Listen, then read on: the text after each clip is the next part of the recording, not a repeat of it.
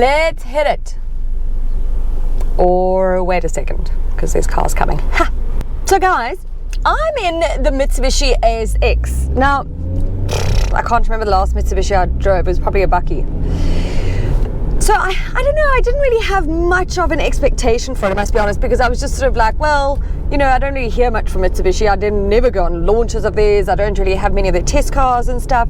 It's sort of like a manufacturer that I know exists and whatever, but is never at front of mind for me. So I was actually looking forward to getting this ASX just to give it a go. Oh, I quite love it.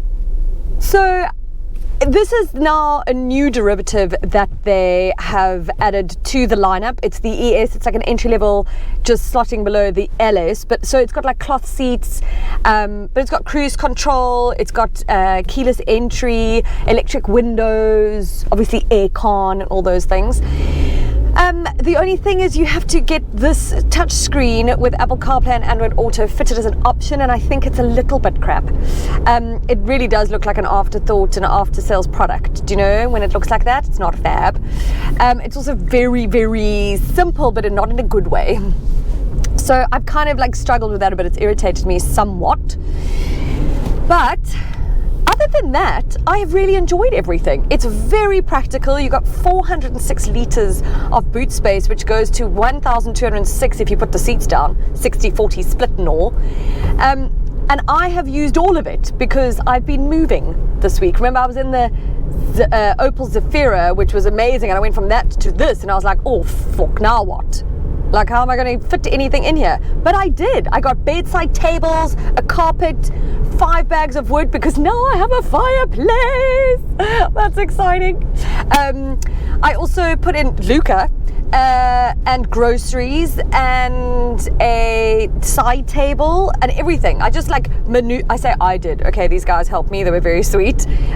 We kind of like maneuvered everything around, and it all fit in perfectly. And there's loads of rear leg room, which is fantastic.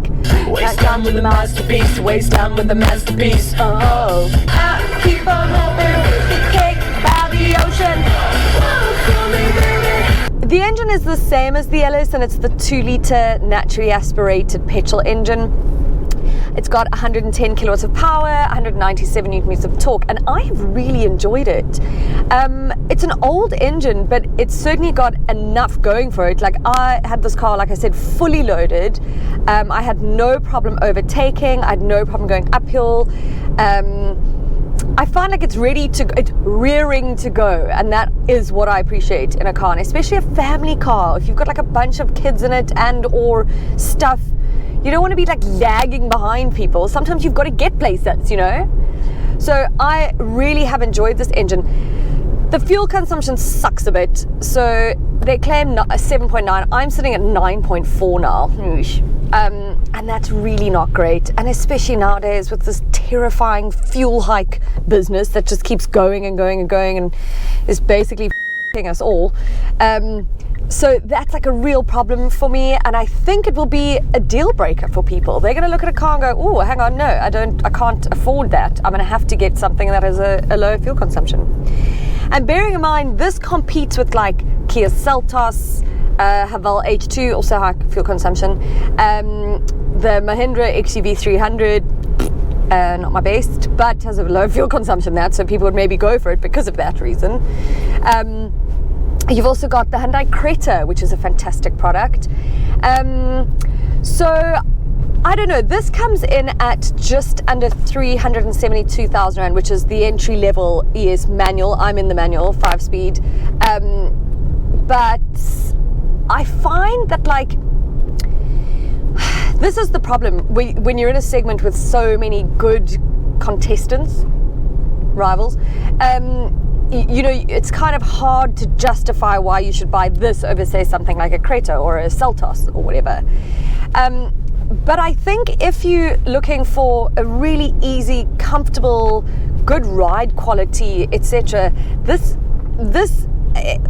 ASX, I almost forgot the name of the car, is really something to consider. I think the interior is a little bit bland, a little bit outdated, but something like that doesn't always bother everybody. So those are sort of, you know, aesthetics that might not bother you in any way. So I think take it for a drive, and certainly consider it, because I have loved driving this, especially in a week that I've had to go to 5,000 places to pick up and drop off and take stuff back and forward to another house, and so I'm constantly in and out of this car, and I often find that is a test for me if a car's good enough and one that I would drive every day, because nothing's bothered me.